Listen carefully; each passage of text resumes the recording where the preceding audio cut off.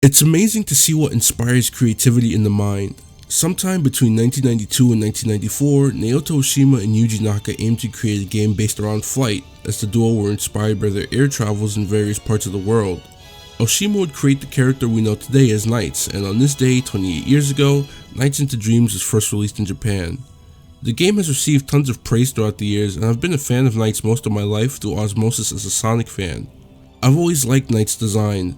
The music from the original game and the sequel has been in my rotation as a kid and still to this day. Many years ago when I first got my PC, one of the very first games I bought and played on Steam was NiGHTS Into Dreams, and I only sorta saw the appeal back then. The controls felt awkward to me, and I didn't understand the score attack system properly, so after about 30 minutes I dropped it. So here I am, 8 years later, on a quest to play and beat as many games as possible. I find myself drawn to playing NiGHTS once again, and my thoughts on it are a little different this time around. The story of NiGHTS sees two kids, Clarice and Elliot, enter NiGHTopia after escaping their own nightmares due to their real-life circumstances. Clarice struggles with stage fright auditioning for a major singing role in a concert, while Elliot deals with the feelings of inadequacy and intimidation suffered by a humiliating defeat at the hands of older teenage boys in the game of basketball. At the beginning of every dream level, Elliot and Clarice have all their idia, which symbolize intelligence, wisdom, hope, purity, and courage.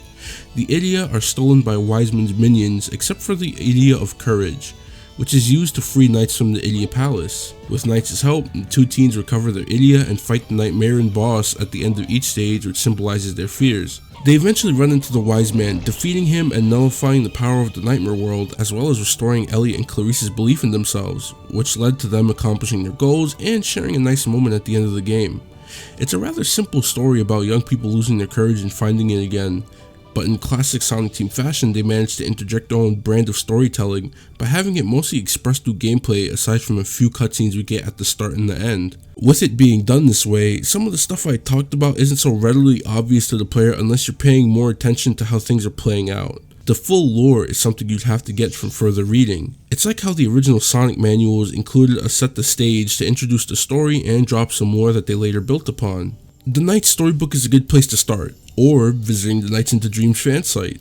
They give a lot more in-depth explanations as to why things play out the way they do, like NiGHTS being a nightmare in themselves and their rebellious nature leading to them becoming the protector of NiGHTopia despite retaining their mischievous and carefree behavior. I recommend doing digging if you're even remotely interested in the lore of NiGHTS. It's not at all complicated, it's just interesting to see how they went about creating this world. It's a good story, simple and effective. I imagine this stuff was incredibly innovative at the time of the game's release. I was impressed by how they were able to tell this story with no voice acting but full-on 3D scenes. Yuij Naka expressed that he didn't want to use 3D originally, as he felt that the characters wouldn't be expressive enough. I know that this is in 1994 as they were conceptualizing the game, but this logic just doesn't make any sense to me, because they ended up doing a pretty good job when it was all said and done. Yuij Naka had some really odd sentiments about game design in 3D settings that I'll get into later. There's also a Christmas NiGHTS storyline where Elliot and Clarice dream of finding a star with NiGHTS to put at the top of a Christmas tree in a public area in their city, as they felt like the people around them were missing something and felt like the star would bring about that good old Christmas cheer. They meet up the next day to see that everyone is more cheerful than they were the day before. It's a nice little complimentary story that you can unlock after clearing the original. Man, I love the visual presentation of this game. No matter if it's NiGHTopia or the Nightmare World, this game is very colorful. A lot of the visuals are inspired by Cirque du Soleil, which explains why some of the bosses and NiGHTS themselves resemble jesters and clowns, as well as some of the more circus-like visuals of the Nightmare stages and NiGHTS' dancing as they fly through stages. It's some of the most unique looking blend of styles I've ever seen in video games. They managed to do this with very little reference from other games or without using much of SEGA's own stock graphics library, which again is very impressive. This game genuinely doesn't look like any other game I've played. Even games with abstract settings don't quite capture it with the same eeriness present in the Nightmare boss stages. I like how they contrast with the NiGHTopian levels.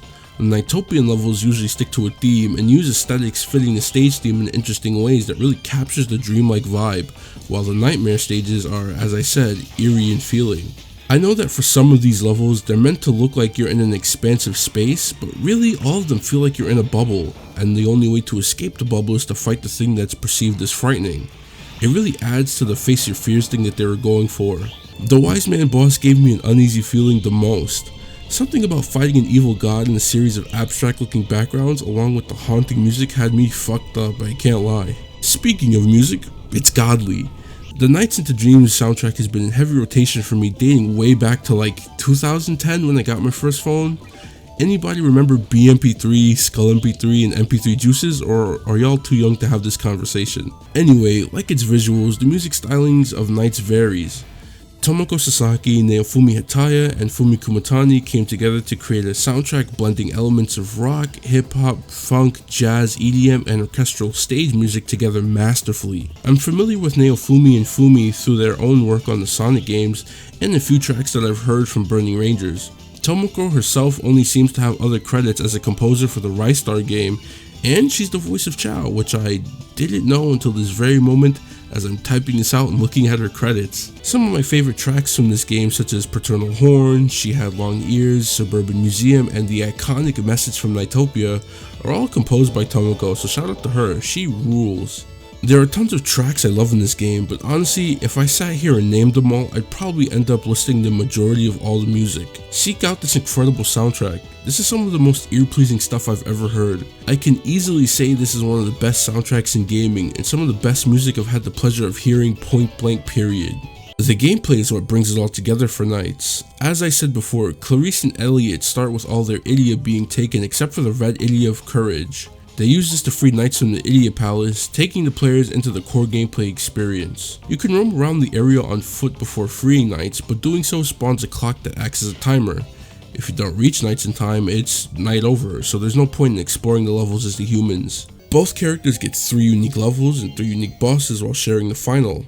Most of the exploring is done when you take control of Nights. The game locks into a 2.5D environment where you're free to fly around collecting these orbs used to regain the stolen Idia trapped in these weird looking contraptions. Returning the Idia to the palace is the objective, and you'll notice that you have a time limit, so naturally you'd think that they'd want you to find as many blue orbs as possible, unlock the Idia, and return them to the palace in record time. Sounds simple enough.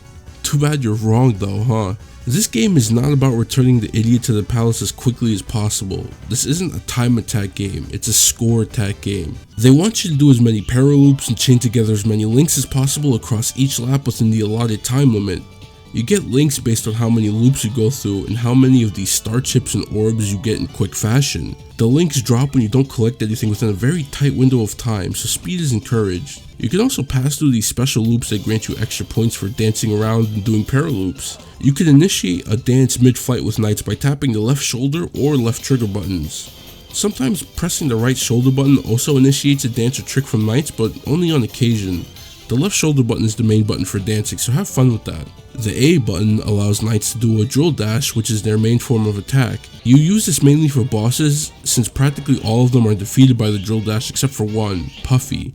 Sometimes when you encounter an enemy, you'll notice that Nights rotates around them. You can press the A button to launch them in whatever direction you want.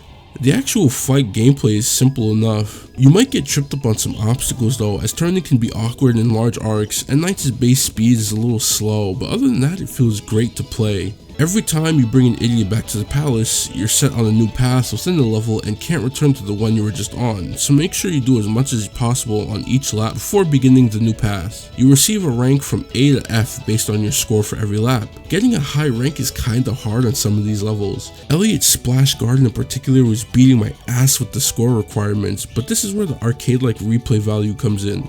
It's very rewarding to get a high rank, and the gameplay is fun when you're going crazy. The laps are referred to as mirrors in this game, and outside of the obvious reference to dreams, I'm not sure what that actually means, so I just call them paths. Each path takes you through a new area of the level. Once you collect the 4 Idia and return them, you're taken to the Nightmare World, where you duke it out with one of the numerous bosses, including Rayala, who looks very similar to Nights. This all goes back to what I meant when I said that the lore is something that isn't so obvious on the surface. Some of these bosses are a little confusing to fight, as it's not immediately obvious what you're supposed to do, but either the game will let you know without too much hand holding, or you'll figure it out through experimenting. There's no in between. Fuck the Jackal boss, by the way, that was infuriating.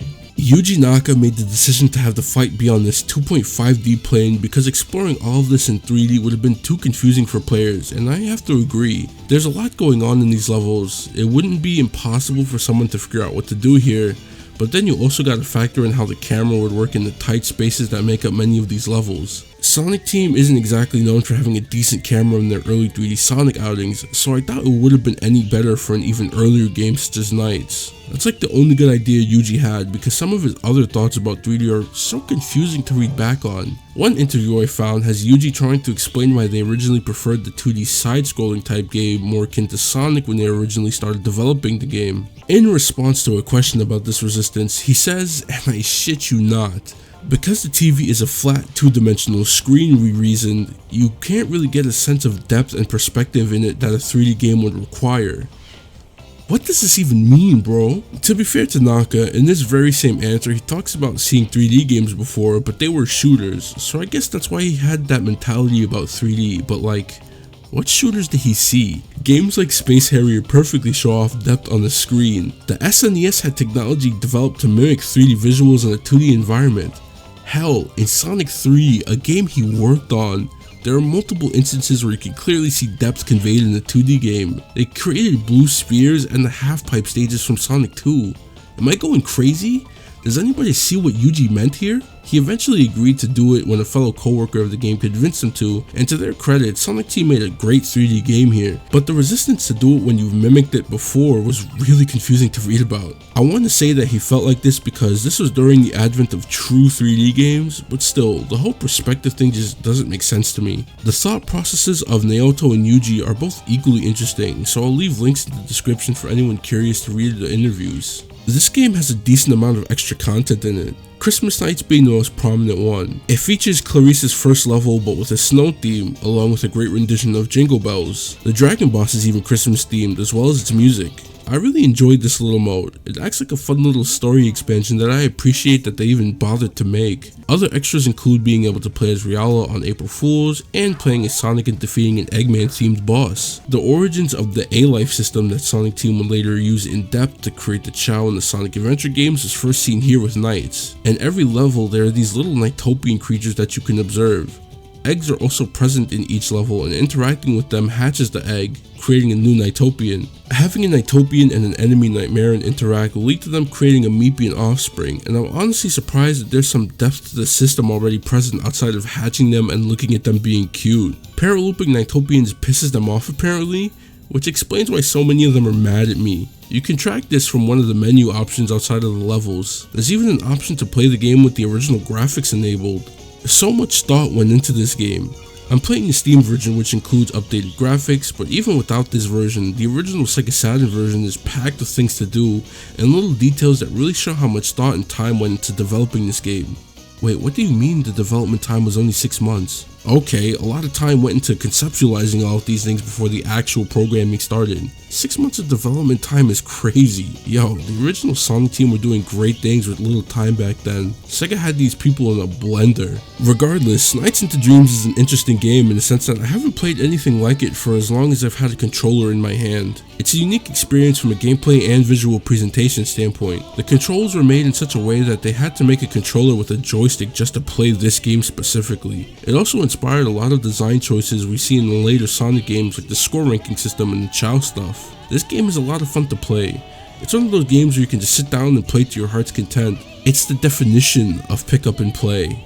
It helps that part of its presentation is arcade inspired as well, from its music to its visuals to the troubles that came with its development to the gameplay and everything in between. Nights into Dreams is a triumph for video games of its era. I fully understand its appeal now. I get why this game has the cult-like following it does. It's because it's a fucking good-ass game. If you haven't played this game yet but you're curious about Nights, play it. Play it now. Go spend the money and play it now. Play it right now. I want to give a shout out to the Nights into Dreams fan site. That's where I came across a few interviews and some more about the story. There's also a bunch of fan art here, archives, and forums where fans talk about the game. Really cool to see this game, along with the sequel, have such a dedicated fan base. It's well earned, and I wanted to at least shout out the fan site. And I want to shout out you for watching this video. Stick around the channel for more Sonic goodness and other video game reviews. With that, I'm out of here. Peace.